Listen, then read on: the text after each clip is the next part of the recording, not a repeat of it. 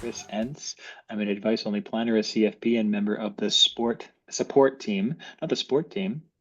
And we don't have one of those yet at Advice, the support team over at Advice. And thank you so much for joining us for today's webinar. So today we are really taking a foundational look at building a DIY retirement plan using Advice. We're going to start at the top of the platform and work our way through the discovery phase, touch on the foundation side, look at the planning charts, really explain what they are, how you can start doing some of that planning, and take your questions as we go. If this is your first time here, welcome. If you've been here for a while, welcome back. We really want these sessions to be useful for you, so please use the Q&A tab at the bottom to ask questions as we're going through these sections. If there's an area that you've been stuck in your own plan, if there's something that you're not sure where to enter, or you want some clarification on that, or if you just, as you're watching Owen, are confused about what he's doing, stop us, ask a question, and I'll filter them through and pass them to Owen as we go through things. So without further ado, I'll pass things over to Owen and get started. Awesome. Thanks, Chris. So yeah, welcome everybody. So my name's Owen. I'm an advice-only financial planner, CFP, and the founder of Advice. And as Chris mentioned in the webinar this evening, we're going to be going through a plan together. We're going to be building it from scratch. We're going to be building the full retirement plan with all the assumptions. And we're going to get quite far in an hour. We'll go through some of the plan optimization, survivor scenarios as well. But I just want to highlight that when we talk about retirement planning, it really is an ongoing process. So when we work one-on-one with clients, we're typically, when we're building the initial plan, going through 3 meetings together. And as we're going through, we're narrowing down the scope, assumptions, different scenarios, and goals and values and what we want to sort of focus on. So we really want to highlight that this is sort of the first pass of this retirement plan that we'll be doing, but we fully expect that Lori and Kurt here will be coming back to this on a regular basis, making adjustments as they become more comfortable with their plan, and you'll see that it's fairly successful. So they might come back in the future and make some changes and tweaks as they go forward. So with that said, let's get started. Let's go through and we're going to build this retirement plan together. I'm going to pull up the platform here and let's start off with talking about some of these initial discovery sections. So discovery is really us gathering facts and information about your current situation, retirement goals, goals and values section. So if you're kind of DIY, you're building your retirement plan, you don't necessarily need to fill this out. This is really for on the platform for when you're working with a financial planner, building your retirement plan together. Really what we use this for is we get a sense of the softer side, the softer side of your personal finance, how you think about finances, what your goals are. It's not a bad exercise to go through on your own, but not necessary if you're just building the retirement plan. Now, the same thing could be said for the risk and investor profile. So again, if you've never done a risk profile, great exercise to go through to just kind of understand, where am I from a risk tolerance perspective, risk capacity. But again, this is really for when you're working one-on-one with a financial planner. It's a starting point for a discussion around asset allocation, risk tolerance, risk capacity, timeline. It doesn't affect anything in the plan. You'll set the asset allocation in the foundation section. So I'll show you that as well. But it is a good, again, discussion kind of starter and a good exercise to go through as well. So we won't fill this out, but we will start in the income section. So this is kind of the first place where we start to enter information onto the platform. And for Lori and Kurt here, we're going to go through and start adding in some of their gross income deductions and their net income. And I'll talk to why we want to have some of these values on the platform, why we ask for them as we go through here together. And kind of imagine we've got Lori and Kurt's kind of final pay stub maybe for the previous year. We've got all their annualized values, and now we're just kind of plugging them in. Now, the platform in the discovery phase is quite detailed. So this is more than your typical retirement kind of calculator. And the reason is the AI strategies, the projections that we're doing are also very detailed. So we need that detail in the discovery phase. We need those facts and assumptions. We've been very deliberate about what we ask for because each piece of data has a purpose within either it's the tax optimization, the AI strategies, some of the benefit calculations that we're doing. So let's go through and I'll talk to why some of these, we're asking for some of these values. Now for Lori, so Lori is currently earning about 80,000 a year in gross income. So we can just enter this as an annualized basis. We don't have to do monthly, but you can also do biweekly if you want to enter that as well. And for Kurt here, we're around about 108,000 a year. And if you watched one of the YouTube videos, you'll kind of be familiar with this. We did a quick plan in 10 minutes using kind of Lori and Kurt. Now, Kurt also gets a bonus every year. So we're going to assume 10,000 for bonus.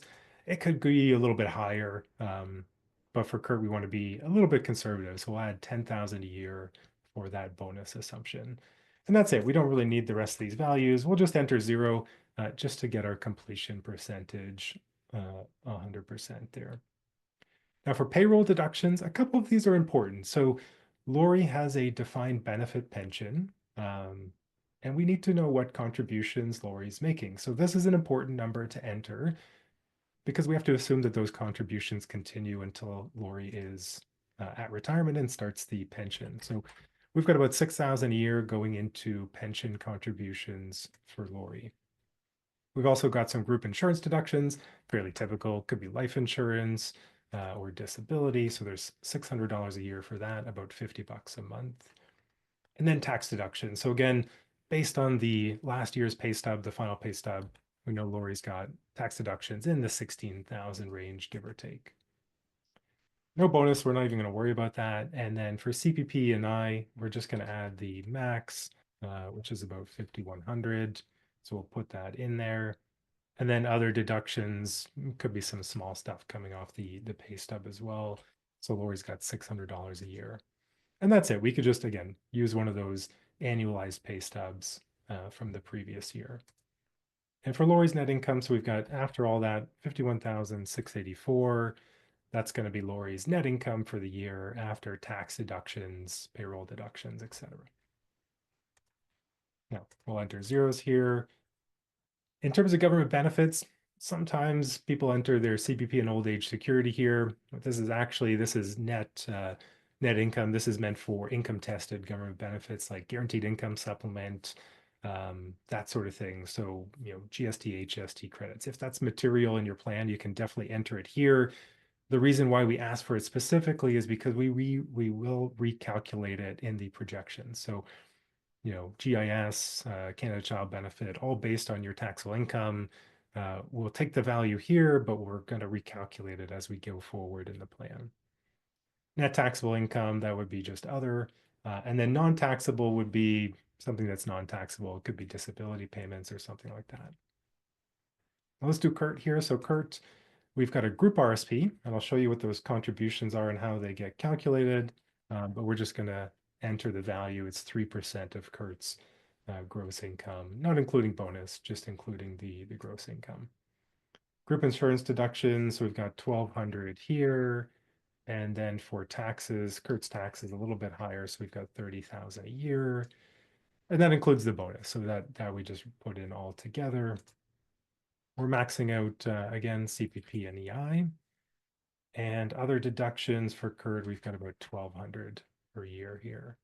So that's our deductions on the platform. And then for Kurt's income, we've got net income of 77,244. Again, we could just be looking at a pay stub, grabbing these values. And that's it for the income section. Fairly straightforward. Having that full year pay stub makes it super easy. But even having a kind of the most recent biweekly pay stub is fine. You can just adjust everything to the biweekly number, and that works as well. Any questions so far, Chris? Yeah, just a quick question. So somebody was wondering if they have health and dental group deducted at source, are they entering them here in the income side or are they entering the expenses side? Yeah, good question. So we would prefer you enter it here. The platform will take these deductions and it will consider it an expense in the projections. So kind of either way works, but you'll typically enter it here because then your net income will match what's on your pay stub. Otherwise, you'll have to increase your net income, then add it in as an expense. So the platform will carry this forward. It will recalculate pension contributions, for instance, for Kurt, because it will change that based on 3% of salary going forward. It will recalculate tax deductions automatically. So, we'll see when we get into the planning, Kurt and Lori are actually paying less tax than what they've gotten entered here in deductions. And same with CPP and EI, it will recalculate that. So even if you enter your beginning of the year biweekly pay stub, and maybe you're getting $500 a biweekly deduction, the platform will recognize that you will max out those contributions at some point throughout the year. So the platform will see the fact that you've got extra cash flow at some point later on. Great. So yeah, that's the income section. Maybe I'll just highlight that you can add an additional financial snapshot, income phase here. This is great if you've got some part-time income after retirement. So, or if you've got rental income or something that continues past this, default until retirement phase. Let's go over to expenses. So we can even take a look at their cash flow here. So we've got all their cash flow. We've got their expenses entered here, their current expenses, but we're going to add the go-go, slow-go, and no-go phases. And the nice thing about having all of the current expenses entered, one, we have a very good view of their cash flow. We can see that it's quite accurate. Their net income flows through to all the different itemized expenses. We did have to put a little bit here in miscellaneous, which is fairly common. So there's $1,300 in miscellaneous every month. Lori and Kurt don't know exactly where it's going, but again, that's fairly common in a plan. So we've got all the cash flow accounted for. We've got their TFSA contributions, and it's all itemized here. So we know that their current spending is quite accurate, and now we're going to expand that into their future retirement spending. So I'm actually going to copy this snapshot. We're going to call it kind of the go-go phase. We will start at age, I think they're retiring at 58. We're going to go until age 70, so up to age 69 inclusive. And we'll make a copy of this. And now we're going to make some adjustments. Now, mortgage should be paid off by retirement. I'll show you how that happens. And the other expenses are going to remain the same. Property tax, utilities, all of this gets adjusted by inflation. So just enter today's dollars values across the board, and the platform will automatically adjust by CPI for us. So most of these are going to stay the same because we're not expecting big changes other than, kind of regular cost of living increases. Same with vehicle replacement. We've got that all in here. No big changes within this go-go snapshot. But we do want to add some additional travel. So right now they've got $400 a month in total between the two of them. They want to spend about 12,000 or so per year. So we're going to increase this in retirement to 500 each, 1,000 a month, 12,000 a year. You could just enter an annual value here as well. Any other changes here? Oh, I think just savings. So we could make TFSA contributions in retirement, but I'll show you there's an AI strategy that will do that for us. So what we would recommend is don't necessarily add it here. The platform won't really grab that number anyway in retirement because you might not have enough cash flow. But if we want to force TFSA contributions, there's an AI strategies that will help us do that automatically. And that's it. So we've got in this early retirement phase, not quite enough. I'm missing some expenses. We have a bit more somewhere, I think. Oh, I think we're going up in spending. Maybe it was 700. 106. Yeah, I had us spending a little bit more in early retirement, but that works. Okay, so let's copy this snapshot and we're going to add the slow-go phase now. So now that we've got a decent starting point for retirement spending, we're going to go from age, I think it's age 70 all the way until age 79. So we've got a high early retirement period, then we've got a slightly lower period. And let's make a copy here. So we've got slow go for 10 years. And let's make some changes. So we're going to reduce the spending on the travel a little bit. So we're going to go back to the $200 a month. And any other changes we have to add in here? Oh, miscellaneous, we're going to reduce a little bit. So we're going to make this 500. So slight change there on miscellaneous spending, but overall still about $90,000 a year. So we've got 106 or so in early retirement. We've got a fairly high 12 years there. Then we're going down for 10 years, kind of mid-retirement, 70 to 80, 90,000 a year. And then the last phase, we're going to call that no-go. We're going to make a copy of this again. And that's going to be from age 80 until we could do 95, 94. So For a couple, we typically go into your early 90s just because there's a fairly good chance that either one partner will live into their early 90s. Now let's make some adjustments here. So here we've got 90,000, but we're going to reduce this spending a little bit.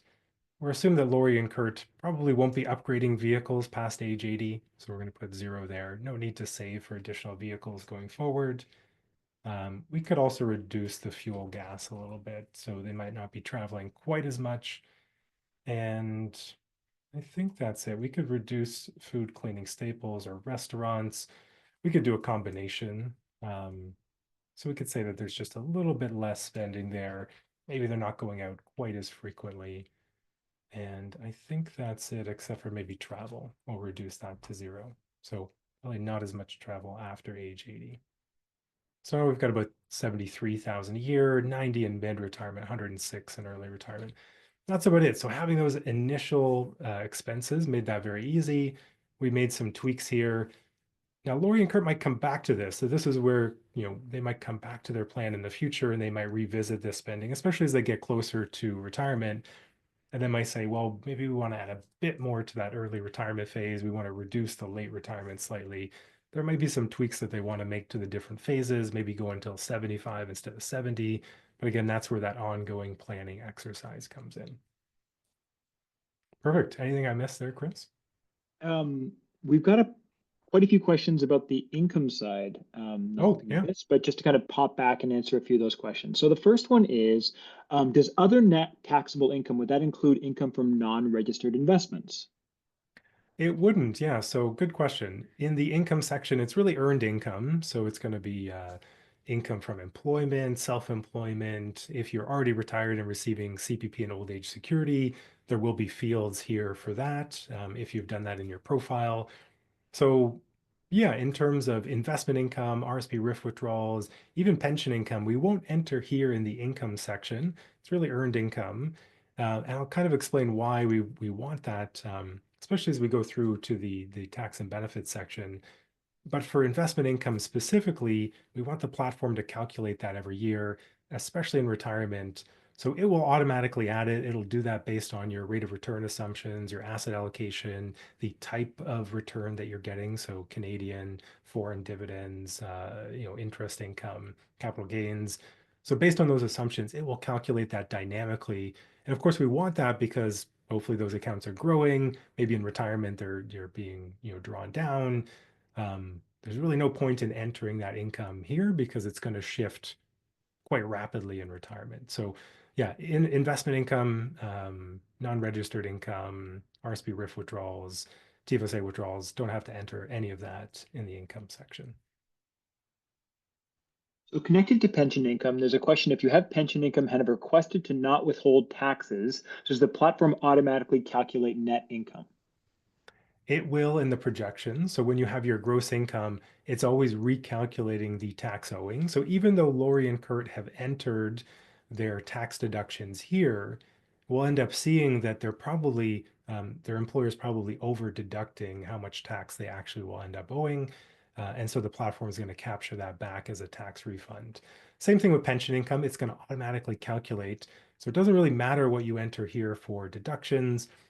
The platform is going to look at all your income sources, including non-registered income, RSP withdrawals, pension income, and it will do a tax calculation for you. And again, the reason why we want that as well is that as you move forward in retirement, once you reach age 65, you might have additional tax credits that you're eligible for, age credit, pension income tax credit. So even the tax that you're owing now will probably be different than it will be in the future, depending on kind of where you are in retirement. Another question on income. So this is a question about where to enter income from dividends received from CCPC, so a Canadian controlled private corporation. Yeah, good question. So in your profile, if you have entered that you have an incorporated business, I think we can add one here. So let's say we have an incorporated business, we have one of them. If we go back to the income section, you will see that there is now a salary field and a gross dividend field. And this is a target dividend. So you'll enter in here how much you want to receive from your corporation in dividends every year. The platform will take that from capital dividends, eligible and non-eligible in that order.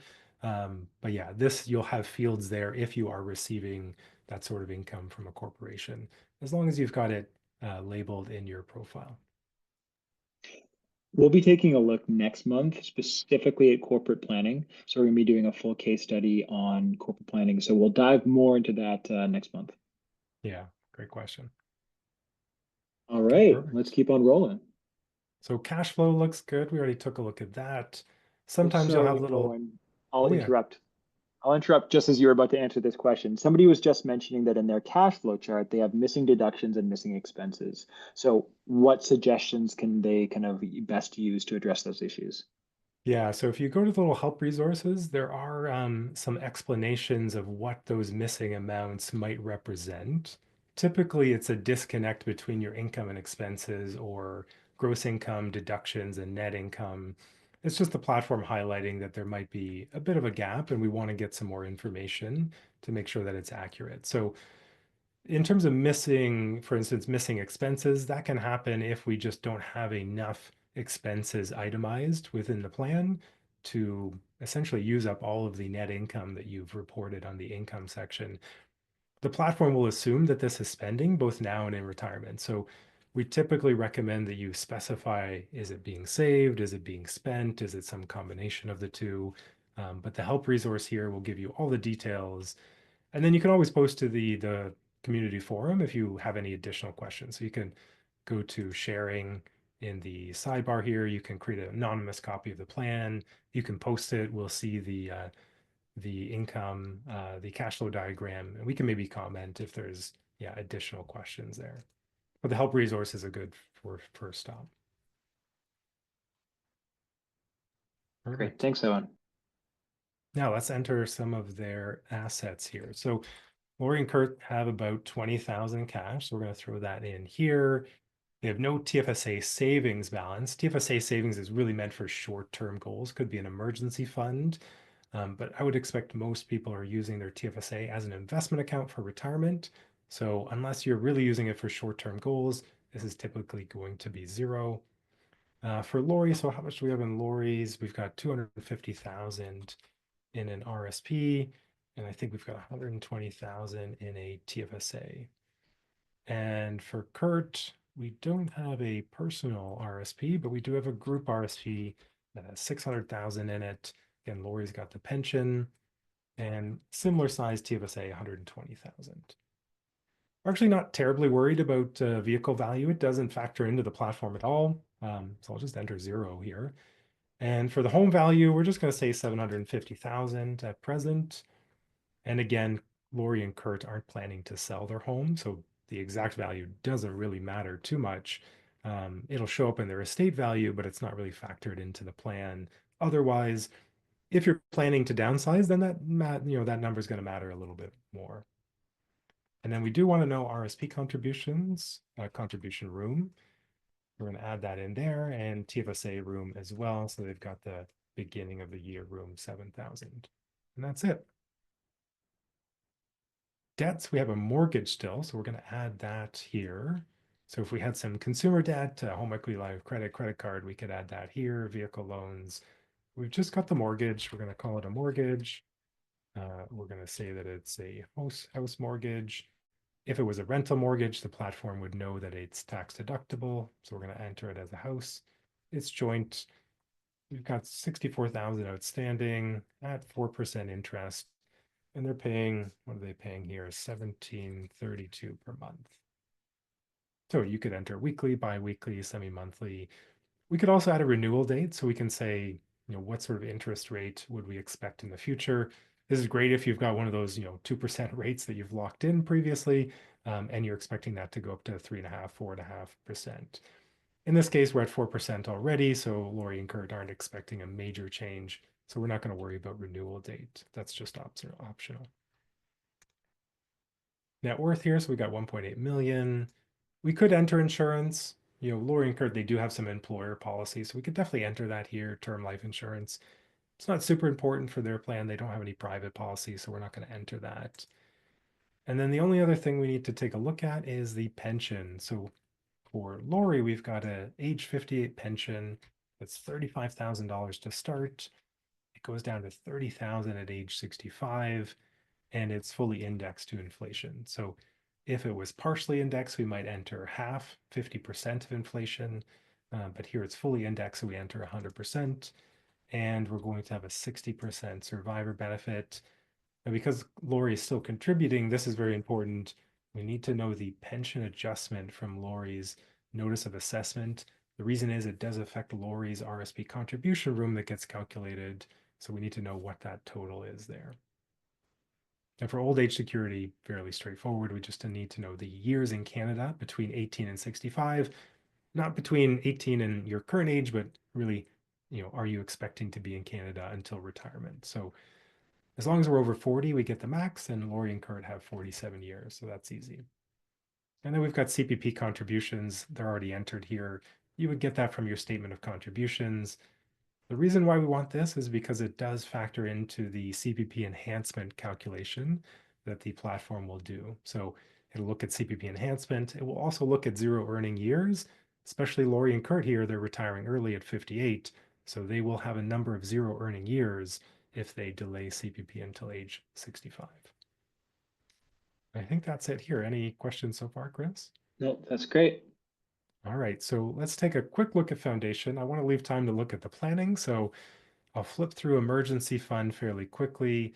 Again, this is more if you're working with a planner. It's a good exercise to go through, um, just to understand what's the right size of cash on hand.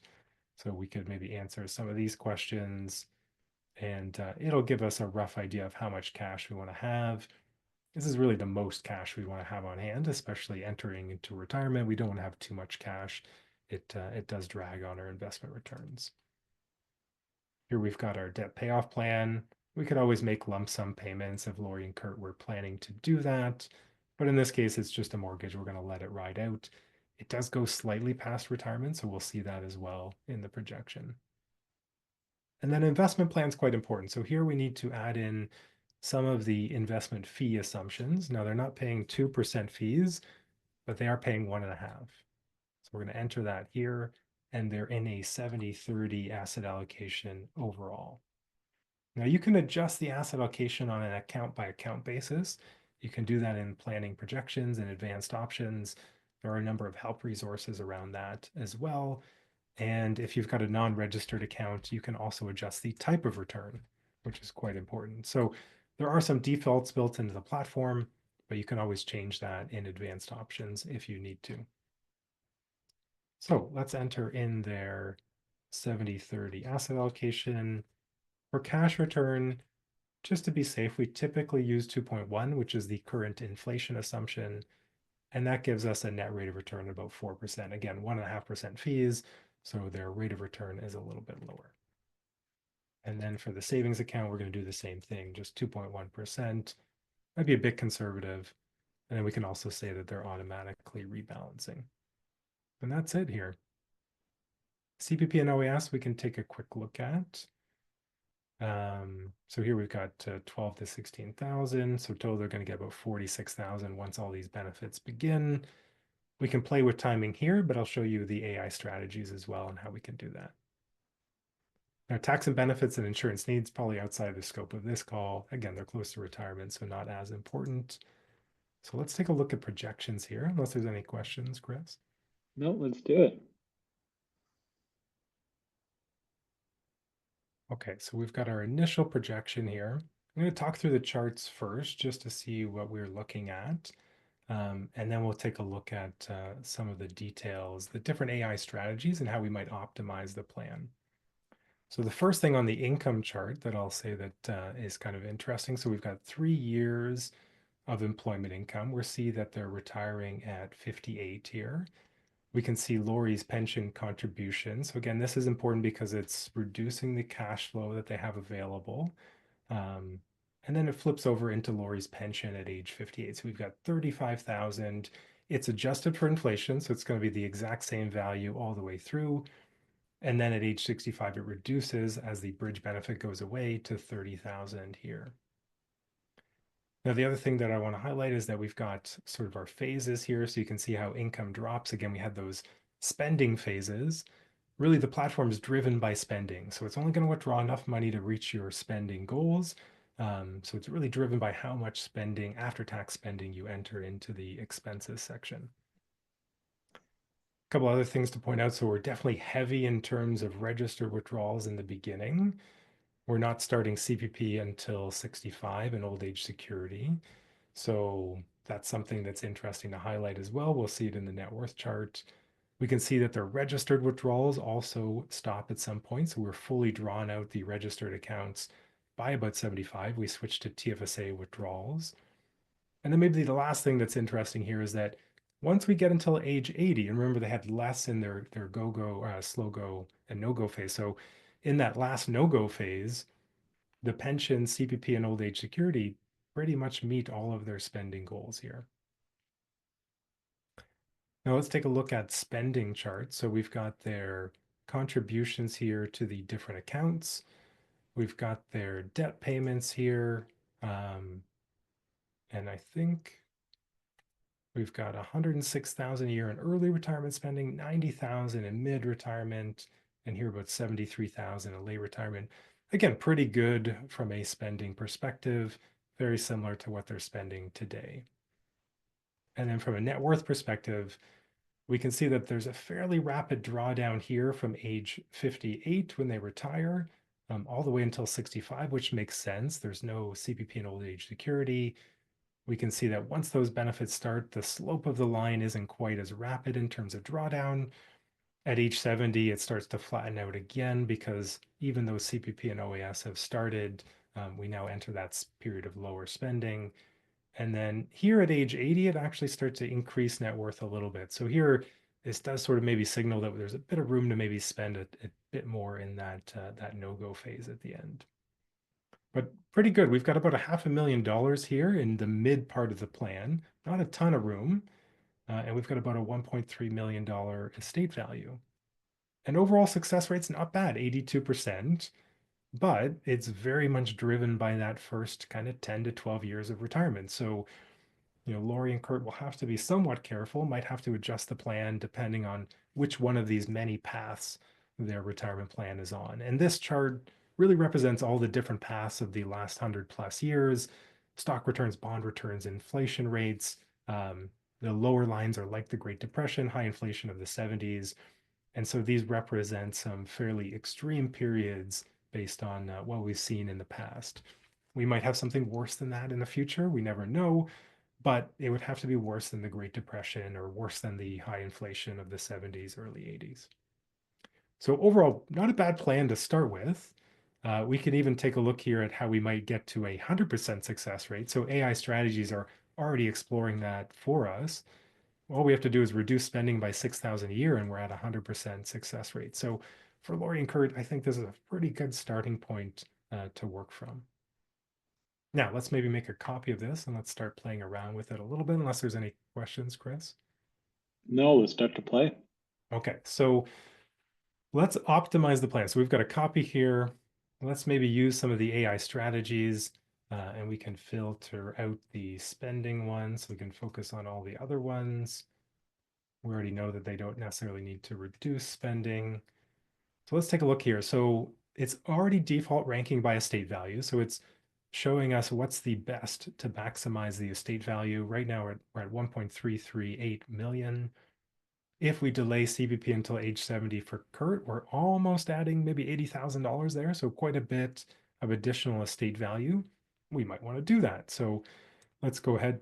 It'll give us a little boost to success rate as well. So let's do that. And now it's going to research everything. It's done already. Here it's now saying if we want to increase that again, we would delay CPP for Lori until age 70. So we could do that. So now we're maximizing estate value. We're up to 1.47 million, so up 140 grand or so. There's some other options here, RSP RIF conversion, so we could look at that as well. That adds another 22,000, so we can enable that. Lots of options here. And then maybe getting into delaying old age security definitely adds a little bit. So that's something we could explore as well. Let's maybe do that just for fun. And now it wants to do it for Lori as well. Interestingly, it's not saying age 70, probably because we only have a 95 life expectancy. So here we've optimized the estate value. We're at 1.5 million, up from 1.338, I think. So almost $200,000. However, you can see that the drawdown here is much more rapid. So we used to have about a $500,000 at this phase. Now we've got about 300,000. So we're missing 200,000. We do get it back over time because we've got those higher CPP and old age security payments. Um, but we really draw down a lot of investment assets in those first 12 years or so. So 58 until 70, we're drawing down the registered accounts. We start drawing down the TFSA. It's optimal from a net worth perspective. So this is definitely optimizing net worth. Is this a great retirement plan? I don't know. I don't think so. So this is where you might choose something different, even though from an estate value perspective, it's not the best. But in this case, Lori and Kurt really don't want to draw down, from 1.2 million all the way down to 300,000. They don't want to draw down a million over 12 years.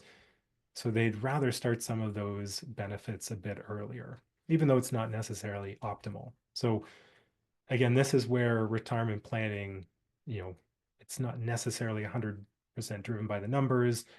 Lori and Kurt might have gone through this exercise at first and they might have done this, but they might have realized when they kind of come back to the plan that that maybe isn't the best thing for them personally, and they'd rather start some of these benefits a little bit earlier to get the cash flow.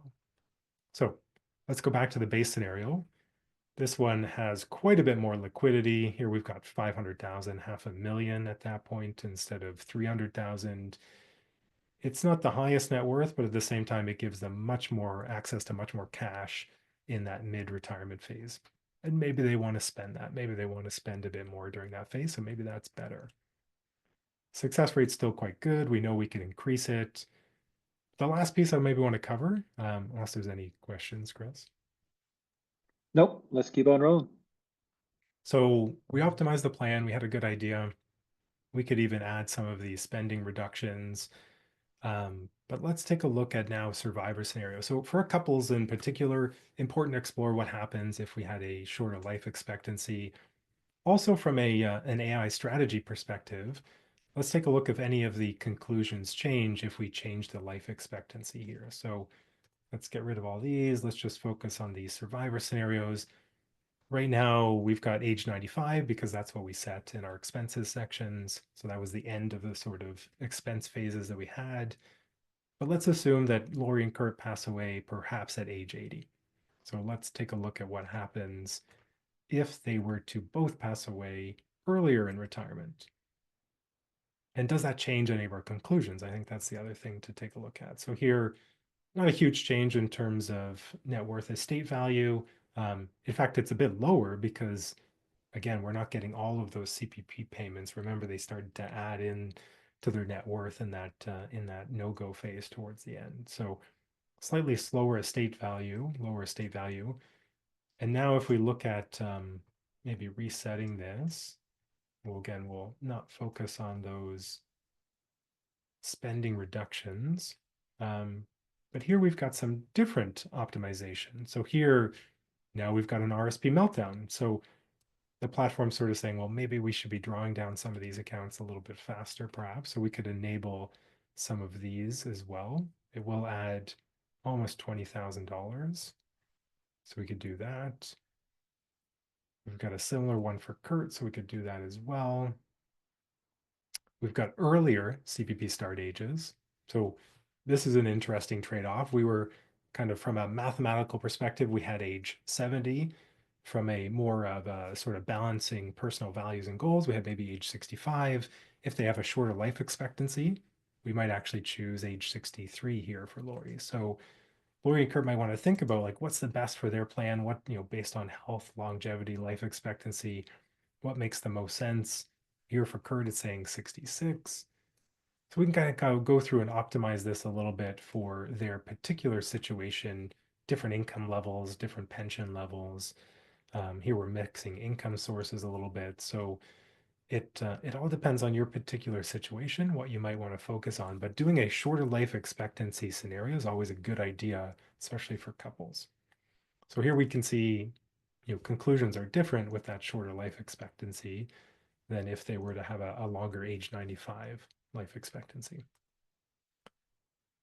Now let's maybe go and take a look at a longer life expectancy. So let's take a look at,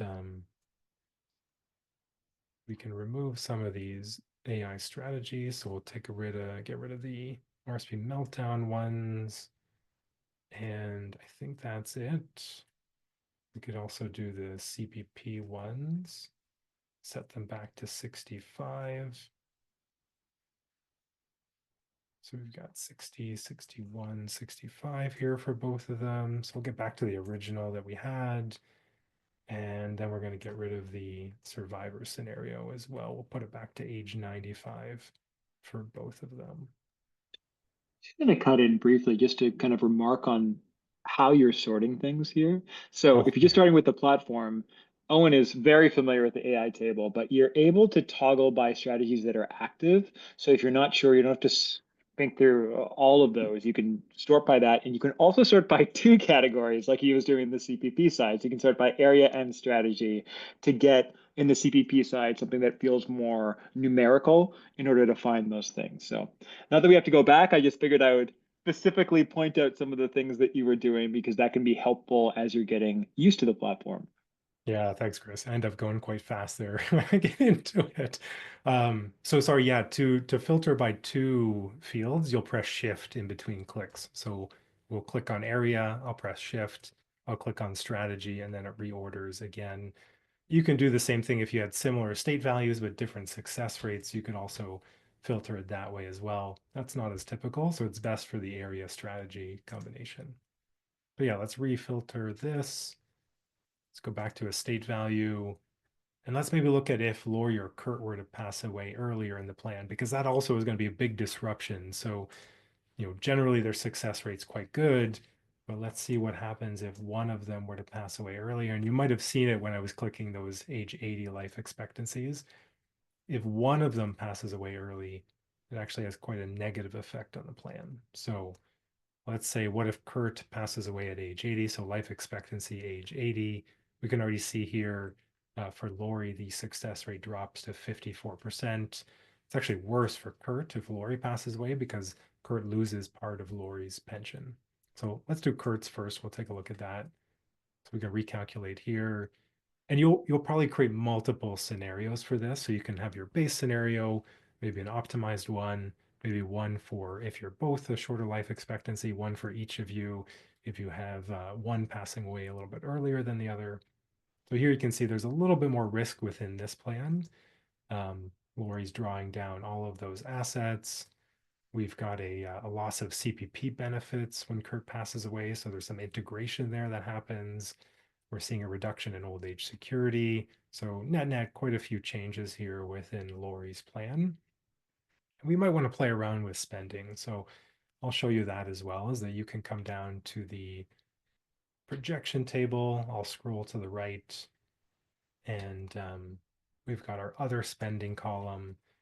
And we might want to look at a spending reduction for Lori after Kurt passes away. So after age 80, we might just say a flat minus 12,000 a year just to see what happens. And I'll cascade it to the end of the plan. I'll just put 110 to make sure it goes to the end. And this is all in today's dollars. So I'm just putting 12,000 flat all the way through just to see, does that increase Lori's success rate? And we're trying to just help Lori understand, well, what happens if Kurt passes away? What sort of spending change? Even that might not be quite enough. So we might have to do a little bit more for Lori, but it's getting a little bit better. Now there's some room there towards the end of retirement. So that's what you might want to explore. We can do the same thing for Kurt. So let's look at survivor scenarios. And we'll go back to age 95 for Kurt. And we'll recalculate. And I did add that spending reduction, so that's still in there. But let's go to age 80 for Lori.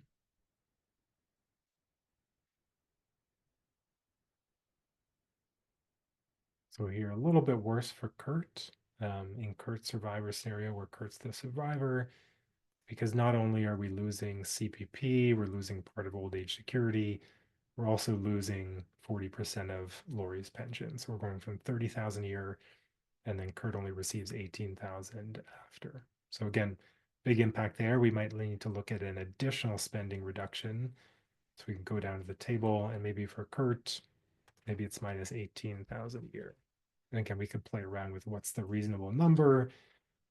We're not really, we don't want to have this exact. That's not the point. The point is to just understand for Kurt and Lori, how much might we want to be thinking about in terms of spending reduction if that were to happen. And it's just mentally preparing for that eventuality. Perfect. I think that's the main pieces here, Chris.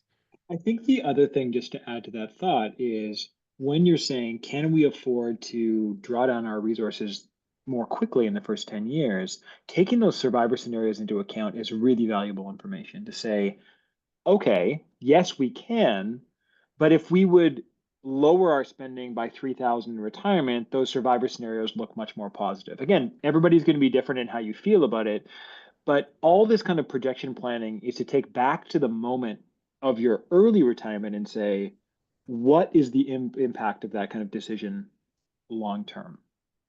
Yeah, that's a good point. So you might make, yeah, we reduced spending in a survivor scenario, but you also might choose to reduce spending just throughout retirement by a small amount just to help protect against that. So yeah, if we reduce spending by 3,000 a year all the way through, we've now increased the success rate for Kurt up to 80%.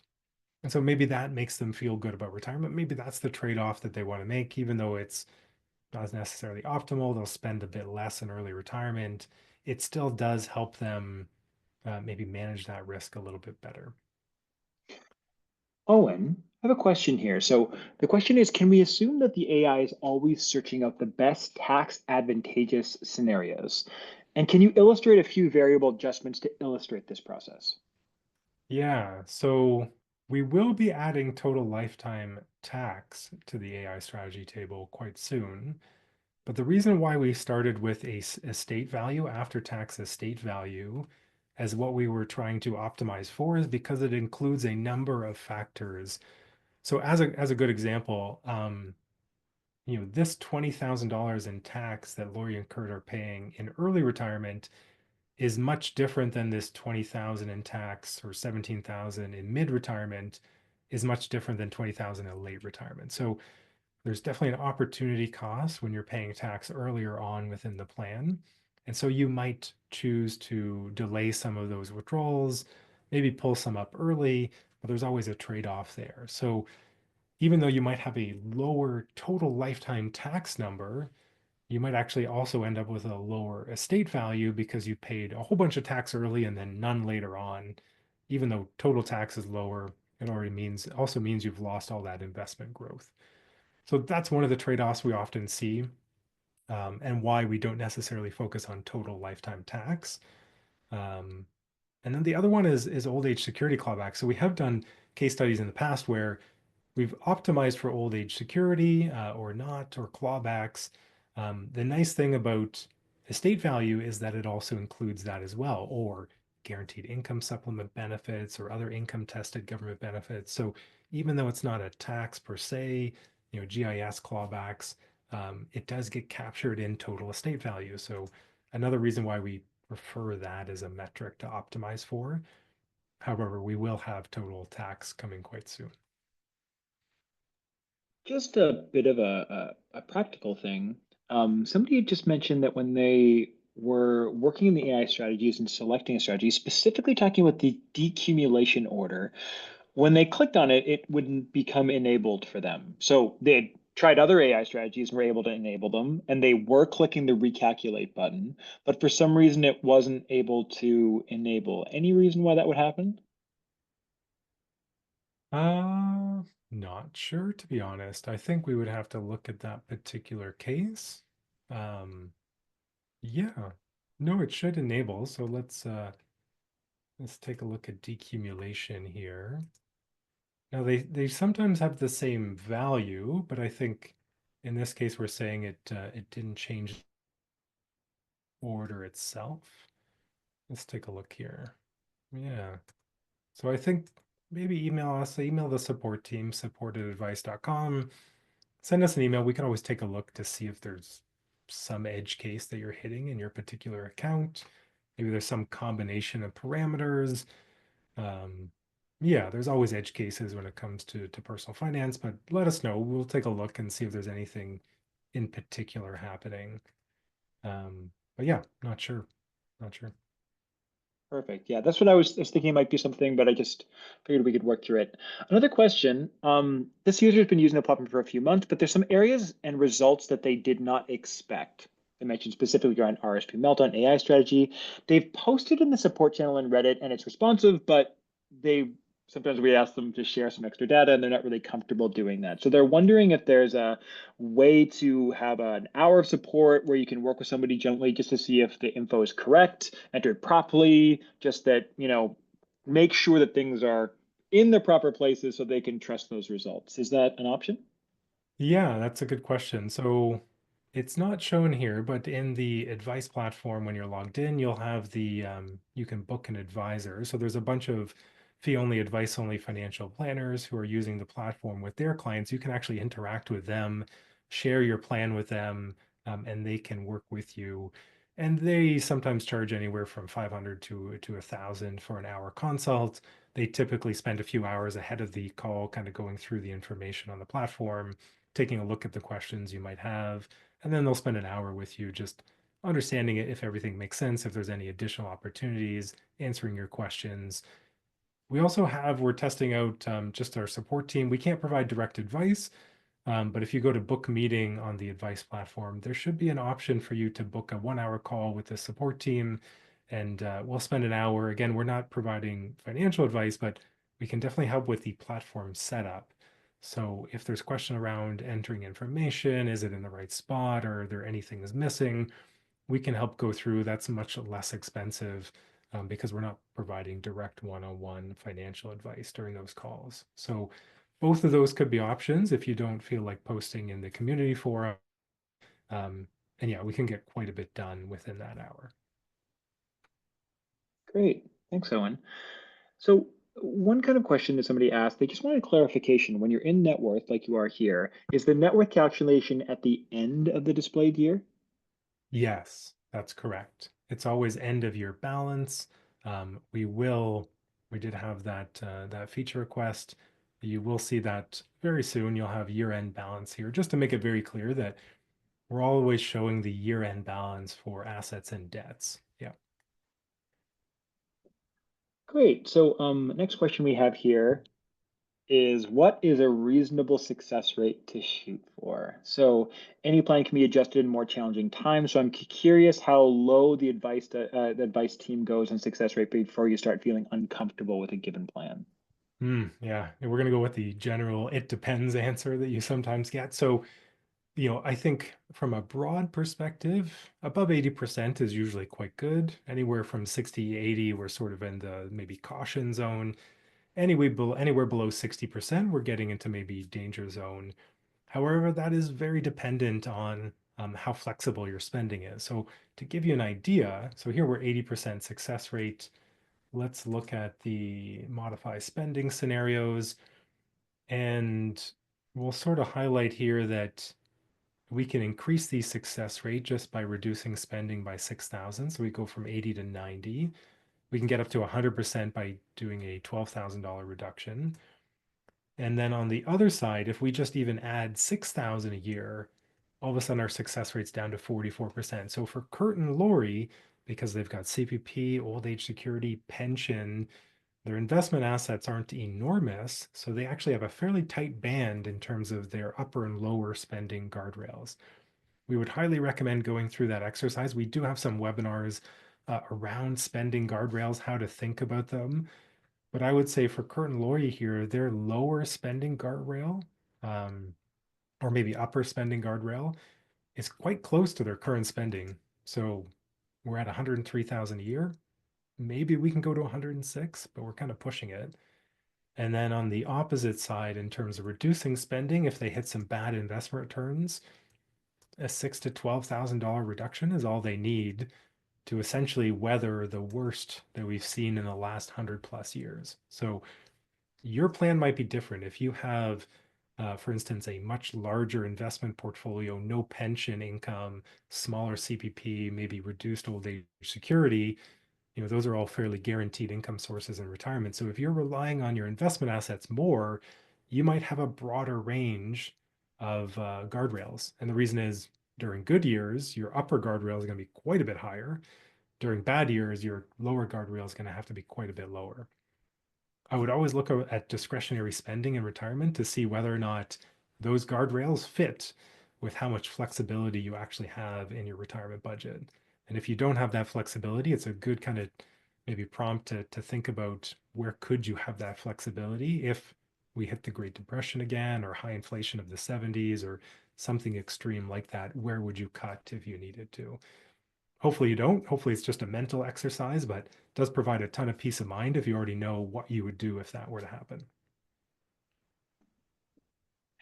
We actually just we had a feature request talking about modeling dynamic spending through the success rate, which I mentioned to them in the chat that we've got it on our list, and so Yeah. we'll add another vote to dynamic spending being modeled, which is a really cool idea. Yeah. Yeah. We'll have some additional stuff coming out, not quite fully dynamic spending, but definitely around asset allocation and how that might be used, cash wedge, rising sort of guardrails, glide paths. So there's definitely some things around that we'll be adding. Dynamic spending guardrails a little bit more difficult, but also difficult to execute as well. So we'll have to figure out how to communicate that to the users, to the clients.